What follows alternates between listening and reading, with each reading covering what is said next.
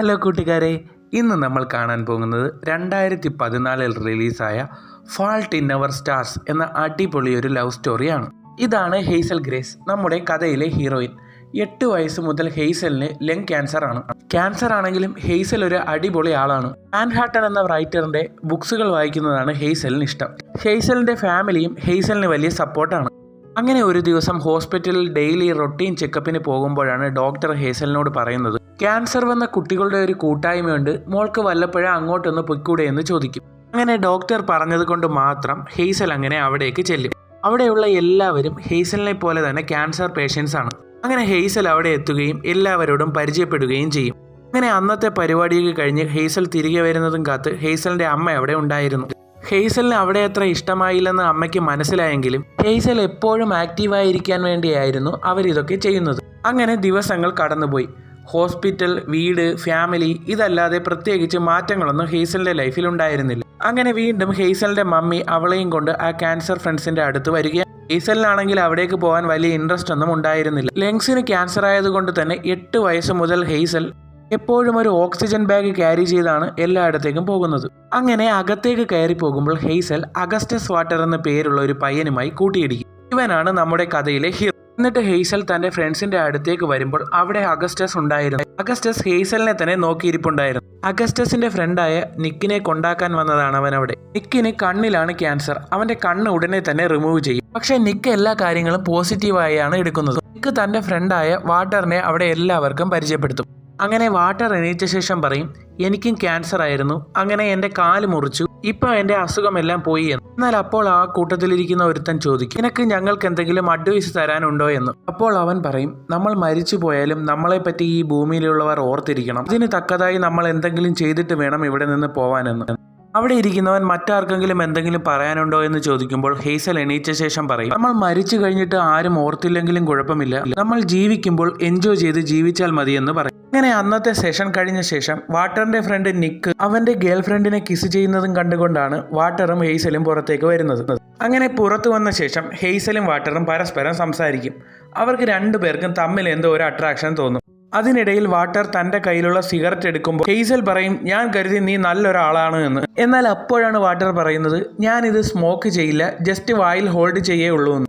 എന്നിട്ട് വാട്ടർ ഹെയ്സലിനോട് തന്നോടൊപ്പം ഒരു ഔട്ടിങ്ങിന് വരുന്നുണ്ടോ എന്ന് ചോദിക്കും. എന്നാൽ അപ്പോഴേക്കും ഹെയ്സലിന്റെ മമ്മി അവളെ തിരികെ കൊണ്ടുപോകാനായി വരുമ്പോൾ ഹെയ്സൽ പറയും, താൻ ഇവനോടൊപ്പം ഒരു ഔട്ടിങ്ങിന് പോവുകയാണ് എന്ന്. അങ്ങനെ ഹെയ്സലും വാട്ടറും വണ്ടിയിൽ പോകുമ്പോൾ ഹെയ്സൽ തന്റെ കഥ വാട്ടറിനോട് പറയും. തനിക്ക് 8 വയസ്സുള്ളപ്പോഴാണ് തനിക്ക് ലങ് ക്യാൻസർ വന്നത്, താൻ അന്ന് മരിച്ചു പോകേണ്ടതായിരുന്നു, പക്ഷേ ഡോക്ടർമാർ എന്തൊക്കെയോ ട്രീറ്റ്മെന്റ് നടത്തി എന്നെ രക്ഷിച്ചെടുക്കുകയാണ് ചെയ്തത്, അവർക്ക് ഇപ്പോഴും താൻ എത്ര കാലം ജീവിച്ചിരിക്കുമെന്ന് ഉറപ്പ് നൽകാനൊന്നും കഴിഞ്ഞിട്ടില്ല എന്ന് പറയും. അത് കഴിഞ്ഞ് വാട്ടർ ഹെയ്സലിനെയും കൊണ്ട് തന്റെ വീട്ടിലേക്ക് വരും. തന്റെ വീട്ടിലെത്തി വാട്ടർ അവന്റെ മമ്മിയെയും പപ്പയെയും ഹെയ്സലിന് പരിചയപ്പെടുത്തി കൊടുക്കും. അതിനുശേഷം അവൻ അവളെയും കൂട്ടി അവന്റെ റൂമിലേക്ക് പോകും. ക്യാൻസർ വരുന്നതിന് മുൻപ് വാട്ടർ ഒരു ബാസ്കറ്റ്ബോൾ പ്ലെയർ ആയിരുന്നു. അങ്ങനെ അവർ രണ്ടുപേരും തങ്ങളുടെ ഇഷ്ടങ്ങളെക്കുറിച്ചും തങ്ങൾക്ക് ഇഷ്ടപ്പെട്ട ബുക്സുകളെ കുറിച്ചൊക്കെ സംസാരിക്കും. വാട്ടർ തനിക്ക് ഇഷ്ടപ്പെട്ട ഒരു ബുക്ക് ഹെയ്സലിന് കൊടുക്കും. ഹെയ്സൽ വാട്ടറിനോട് തനിക്ക് ഏറ്റവും ഇഷ്ടപ്പെട്ട മാൻഹാട്ടന്റെ ബുക്ക് സജസ്റ്റ് ചെയ്തിട്ട് അത് നീ വായിക്കണമെന്ന് പറയും. തിരികെ വീട്ടിലെത്തിയ ഹെയ്സൽ ആ പയ്യൻ കൊടുത്ത ബുക്ക് വായിക്കുന്നത് കണ്ട അമ്മ ചോദിക്കും, ഇത് നിന്റെ ഫ്രണ്ട് വാട്ടർ തന്നതാണോ എന്ന്. ഹെയ്സൽ അതെ എന്ന് പറയും. അതിനുശേഷം ഹെയ്സൽ വാട്ടറിന്റെ ഫോൺ കോൾ കാത്തിരിക്കും. അങ്ങനെ അന്ന് ഈവനിങ് ഹെയ്സലും ഫാദറും മദറും എല്ലാവരും കൂടി ഫുഡ് കഴിക്കുന്നതിനിടയിൽ വാട്ടർ ആദ്യമായി ഹെയ്സലിനൊരു മെസ്സേജ് അയക്കും. തങ്ങളോടല്ലാതെ മറ്റാരോടും കമ്പനിയില്ലാത്ത ഹെയ്സൽ ഫോണിൽ ആരോടോ ചാറ്റ് ചെയ്യുന്നത് കണ്ട് അവർക്കും സന്തോഷമാകും. എന്നിട്ട് വാട്ടർ ഹെയ്സലിനെ വിളിച്ച് പറയും, നിക്ക് ഇപ്പോൾ എന്റെ കൂടെ ഉണ്ട്, അവന്റെ ക്യാൻസർ മാറ്റാൻ അവന്റെ കണ്ണെടുത്ത് മാറ്റണമെന്ന് അറിഞ്ഞപ്പോൾ അവന്റെ ഗേൾ ഫ്രണ്ട് അവനുമായി ബ്രോക്കപ്പായി, അങ്ങനെ അവനിപ്പോൾ എന്റെ അടുത്ത് വന്നിരിക്കുകയാണെന്ന് പറയും. ഇതും പറഞ്ഞ് വാട്ടർ ഫോൺ കട്ട് ചെയ്യും. എന്നാൽ ഹെയ്സൽ ആകട്ടെ അന്ന് രാത്രി തന്നെ ഒറ്റയ്ക്ക് ഡ്രൈവ് ചെയ്ത് വാട്ടറിന്റെ വീട്ടിലേക്ക് വരും. എന്നിട്ട് അവൾ വിഷമിച്ചിരിക്കുന്ന നിക്കിന്റെ അടുത്തേക്ക് വന്ന് പറയും, നീ എന്തിനാ വിഷമിക്കുന്നത്, നിന്നെ വേണ്ടാത്തവരെ നിനക്കും വേണ്ട, അതുകൊണ്ട് നീ അവളെ ഓർത്ത് വിഷമിക്കരുതെന്ന് പറയും. എന്നിട്ട് നിക്കിന്റെ വിഷമം മാറാനായി അവിടെ ഇരിക്കുന്ന ഒരു തലയണ വാട്ടർ അവനെ എടുത്തു കൊടുത്തിട്ട് പറയും, വിഷമം മാറുന്നത് വരെ ഇതിനെ അടിച്ചോളാൻ പറയും. അങ്ങനെ നിക്ക് തന്റെ ഗേൾ ഫ്രണ്ടിനോടുള്ള ദേഷ്യം ആ തലയണയോട് തീർക്കും. അങ്ങനെ തിരികെ വീട്ടിലെത്തിയ ഹെയ്സൽ തന്റെ പ്രിയപ്പെട്ട റൈറ്ററായ വാൻഹട്ടന്റെ ബുക്കിനെ പറ്റി വാട്ടറിനോട് പറയും. പക്ഷേ എനിക്ക് അതിൽ കുറച്ച് ഡൗട്ട് ഉണ്ട്, എനിക്ക് ആ ബുക്കിനെ പറ്റി അദ്ദേഹത്തോട് ചോദിക്കണമെന്നുണ്ടെന്ന് പറയുമ്പോൾ വാട്ടർ പറയും, എങ്കിൽ നീ അതിനെപ്പറ്റി ഒരു മെയിൽ അയച്ച് നോക്കാൻ പറയും. അങ്ങനെ വാട്ടർ പറഞ്ഞതുപോലെ തന്നെ ഹെയ്സൽ തനിക്ക് ആ ബുക്കിനെ പറ്റിയുള്ള ഡൗട്ടെല്ലാം ഒരു ഇമെയിലായി വാൻഹട്ടൻ അയക്കും. അങ്ങനെ മെയിൽ അയച്ച ശേഷം ഹെയ്സൽ വാട്ടറിനെ വിളിച്ച് പറയും, നീ പറഞ്ഞതുപോലെ തന്നെ ഞാൻ മെയിൽ അയച്ചിട്ടുണ്ട് എന്ന്. അങ്ങനെ അത് കഴിഞ്ഞ അടുത്ത ദിവസം രാവിലെ ഹെയ്സൽ മെയിൽ ചെക്ക് ചെയ്യുമ്പോഴാണ് ഹെയ്സലിനെയും ഫാമിലിയെയും റൈറ്ററായ വാൻ ഹട്ടൻ ആംസ്റ്റർഡാമിലേക്ക് ക്ഷണിച്ചിരിക്കുന്ന മെയിൽ അവൾ കാണുന്നതാണ്. അത് കാണുമ്പോൾ തന്നെ അവൾ അത് എക്സൈറ്റഡ് ആയിട്ട് അവളെ മമ്മിയെ വിളിച്ച് കാണിക്കും. എന്നിട്ട് അവൾ മമ്മിയോട് നമുക്ക് ആംസ്റ്റർഡാമിലേക്ക് പോവാമെന്ന് പറയും. എന്നാൽ അപ്പോഴേക്കും മമ്മി പറയും, മോളുടെ എല്ലാ ആഗ്രഹങ്ങളും നടത്തി തരാൻ എനിക്കിഷ്ടമാണ്, പക്ഷേ ആംസ്റ്റർഡാം വരെ പോവാൻ മമ്മിയുടെ കയ്യിൽ പണമില്ലാമെന്ന് പറയും. നോ പറഞ്ഞതിൽ മമ്മിക്ക് നല്ല വിഷമമുണ്ടായിരുന്നു. എന്നാൽ ഹെയ്സൽ മമ്മിയോട് പറയും, അത് കുഴപ്പമില്ല മമ്മി എന്ന്. അങ്ങനെ അടുത്ത ദിവസം വാട്ടറും ഹെയ്സലും കണ്ടുമുട്ടുമ്പോൾ വാട്ടർ ഹെയ്സലിനോട് എനിക്ക് നിന്നോട് ചെറിയ ക്രഷ് ഉണ്ടെന്നൊക്കെ പറയും. ഹെയ്സലിനും വാട്ടറിനോട് എന്തോ ഒരു പ്രത്യേക ഇഷ്ടമുണ്ടായിരുന്നു. എന്നാൽ അടുത്ത ദിവസം ഹെയ്സലിന്റെ അസുഖം കൂടുകയും അവളെ ഹോസ്പിറ്റലിൽ അഡ്മിറ്റ് ചെയ്യുകയും ചെയ്യും. ഇങ്ങനെ ഹോസ്പിറ്റലിൽ നിന്ന് ഡിസ്ചാർജ് ആയി വരുന്ന ഹെയ്സലിനെ കാത്ത് വാട്ടർ അവളുടെ വീട്ടിന് മുന്നിൽ വെയിറ്റ് ചെയ്യും. എന്നിട്ട് താൻ കൊണ്ടുവന്ന പൂക്കൾ വാട്ടർ ഹെയ്സലിന് കൊടുക്കും. അതിനുശേഷം ഹെയ്സലിന്റെ ഡാഡി വാട്ടറിനോട് പറയും, എനിക്കറിയാം നീ ഒരു ക്യാൻസർ സർവൈവർ ആണ്, അതുകൊണ്ട് നിനക്ക് നല്ലൊരു ലൈഫ് തന്നെ മുന്നിലുണ്ട്.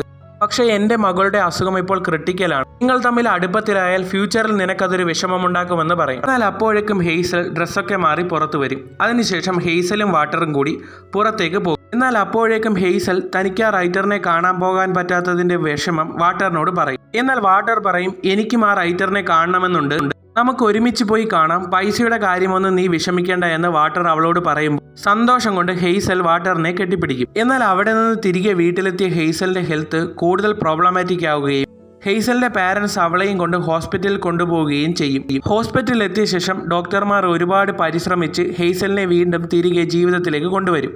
ഹെയ്സലിനെ കാണാനായി വാട്ടർ ഹോസ്പിറ്റലിൽ വരുമെങ്കിലും ക്രിട്ടിക്കൽ കെയറിലായതുകൊണ്ട് തന്നെ ഹെയ്സലിനെ കാണാൻ കഴിയില്ല. അങ്ങനെ കുറച്ച് ദിവസം കഴിഞ്ഞ് ഹെയ്സലിന്റെ ആരോഗ്യം മെച്ചമായ ശേഷം ഡോക്ടേഴ്സ് വന്ന് ഹെയ്സലിനോട് പറയും, ഈ ഹെൽത്ത് കണ്ടീഷനിൽ റൈറ്ററിനെ കാണാനായി ഡെൻമാർക്കിൽ പോകണ്ട എന്ന് പറയും. അങ്ങനെ 1 വീക്ക് കഴിഞ്ഞ് ഹെയ്സലിനെ ഹോസ്പിറ്റലിൽ നിന്ന് ഡിസ്ചാർജ് ആക്കി തിരികെ വീട്ടിലേക്ക് കൊണ്ടുവരും. എന്നാൽ വീട്ടിലെത്തിയ ശേഷം ഹെയ്സൽ വാട്ടറിന്റെ കോളൊന്നും അറ്റൻഡ് ചെയ്യില്ല. എനിക്ക് എന്തെങ്കിലും പറ്റുകയാണെങ്കിൽ അത് വാട്ടറിനെ കൂടി ബാധിക്കുമെന്നുള്ളത് കൊണ്ടാണ് അവൾ മനഃപൂർവ്വം അവനോട് മിണ്ടാതിരുന്നത്. അങ്ങനെ ഇരിക്കുന്ന ഹെയ്സലിനെ കണ്ട് ഹെയ്സലിന്റെ ഫാദർ വന്ന് പറയും, മോൾ എടുത്ത തീരുമാനം നല്ലതാണ്, എന്തിനാണ് ആ പയ്യനെ കൂടി നമ്മൾ വിഷമിപ്പിക്കുന്നത്. അങ്ങനെ വാട്ടറിനെ ഓർത്ത് ഹെയ്സൽ ഗാർഡനിൽ വിഷമിച്ചിരിക്കുമ്പോഴാണ് അവന്റെ മെസ്സേജസ് തുരുതുര വരുന്നത് കാണുന്നത്. ഒടുവിൽ അവൾ ഫോൺ എടുത്ത് താൻ ഇവിടെ ഗാർഡനിലുണ്ട് എന്ന് പറയും. പറഞ്ഞ ഉടനെ തന്നെ വാട്ടർ ഓടി ഹെയ്സലിന്റെ അടുത്തേക്ക് വരും. എന്നിട്ട് അവർ കുറെ നേരം സംസാരിക്കും. എന്നിട്ട് രാത്രി ഹെയ്സൽ വാട്ടറിന് മെസ്സേജ് അയക്കും, നമുക്ക് ജസ്റ്റ് ഫ്രണ്ട്സ് ആയി ഇരിക്കാം. എന്നാൽ അടുത്ത ദിവസം റൈറ്റർ ആംസ്റ്റർഡാമിൽ ഹെയ്സലിന് വരാനുള്ള ഡേറ്റ് അവൾക്ക് മെയിൽ ചെയ്യും. ഹെയ്സൽ ഉടനെ തന്നെ കുളിച്ചുകൊണ്ടിരിക്കുന്ന തന്റെ മമ്മിയെ വിളിക്കും. ഇപ്പോഴാണ് മമ്മി പറയുന്നത്,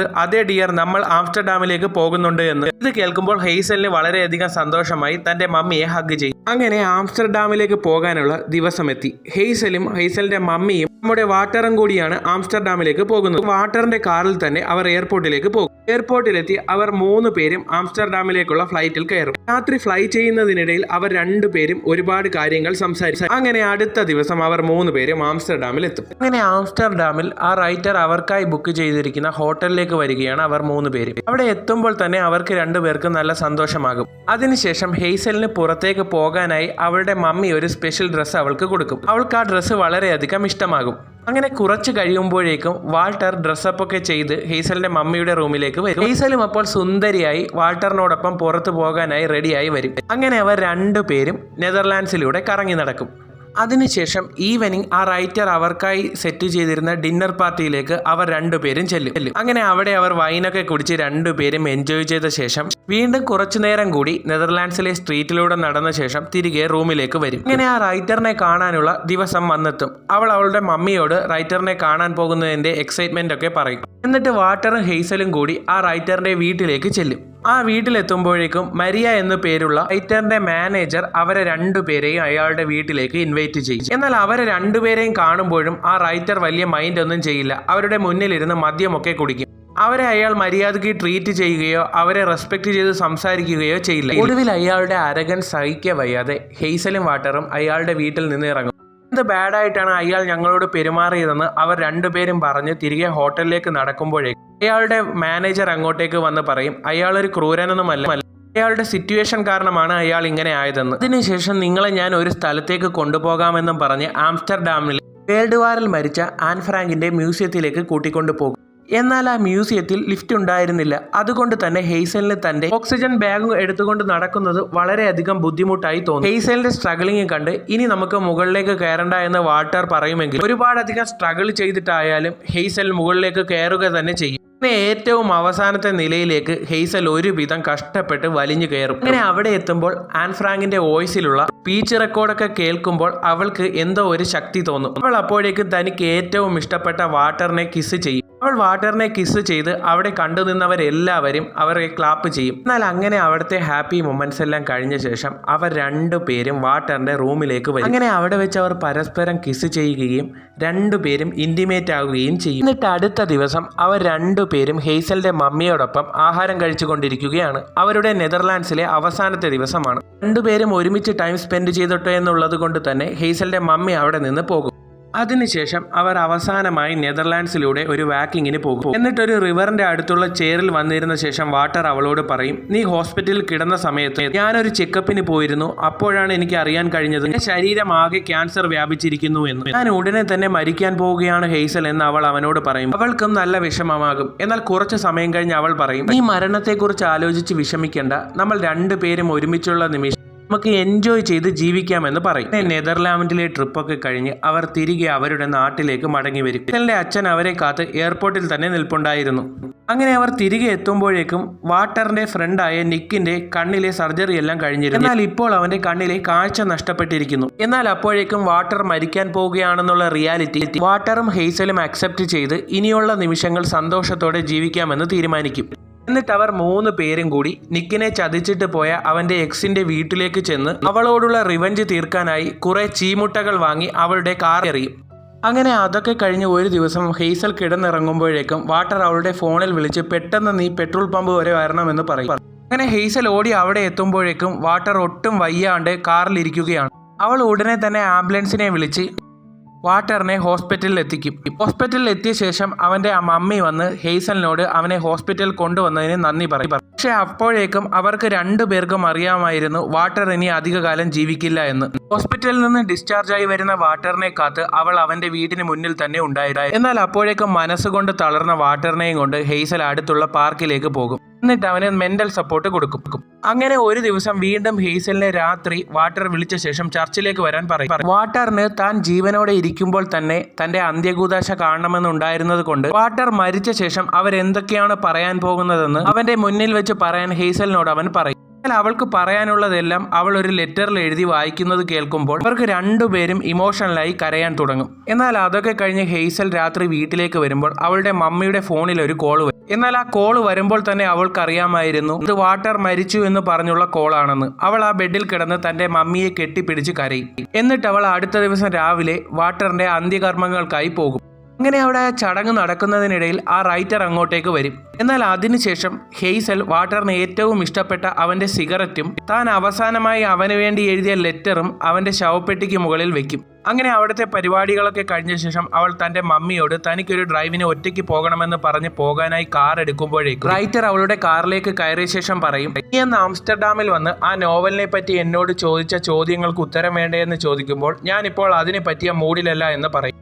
എന്നാൽ നിനക്കൊരു ലെറ്റർ തരാൻ വേണ്ടിയാണ് ഞാൻ വന്നതെന്നും പറഞ്ഞ് ഒരു ലെറ്റർ എടുത്ത് അവൾക്ക് കൊടുക്കുമ്പോൾ അവൾ അത് ചുരുട്ടിക്കൂട്ടി ആ കാറിൽ തന്നെ ഇട്ട ശേഷം അയാളെ തന്റെ കാറിൽ നിന്ന് ഇറക്കി വിടും. എന്നിട്ട് അവൾ കാറും എടുത്ത് വീട്ടിലേക്ക് പോകും. അവൾക്ക് അപ്പോഴും വാട്ടർ മരിച്ചത് ഉൾക്കൊള്ളാൻ കഴിഞ്ഞില്ല. അങ്ങനെ വീട്ടിലെത്തി വിഷമിച്ചിരിക്കുന്ന അവളുടെ അടുത്തേക്ക് അവളുടെ അച്ഛൻ വന്ന് അവളെ ആശ്വസിപ്പിക്കും. കുറച്ച് കഴിയുമ്പോഴേക്കും അവളുടെ ഫ്രണ്ട് നിക്കും അങ്ങോട്ടേക്ക് വരും. നിക്ക് അവളോട് പറയും, വാട്ടർ മരിക്കുന്നതിന് മുൻപ് ആ റൈറ്റർക്ക് ഒരു ലെറ്റർ എഴുതിയിട്ടുണ്ടായിരുന്നു. അത് അവൻ മരിച്ചു കഴിഞ്ഞ ശേഷം നിനക്ക് തരണമെന്ന് അയാളോട് അവൻ പറഞ്ഞിട്ടുണ്ടായിരുന്നു എന്ന് പറയും. അവൾ ഉടനെ തന്നെ തന്റെ കാറിൽ താൻ ചുരുട്ടിക്കൂട്ടി എറിഞ്ഞ ആ ലെറ്റർ പോയി എടുത്ത് വായിക്കും. നീ ഒരിക്കലും തളരരുത്, ജീവിതത്തോട് പൊരുതി ആസ്വദിച്ചു വേണം ജീവിക്കാൻ എന്നായിരുന്നു അവൻ ആ കത്തിൽ എഴുതിയിരുന്നത്.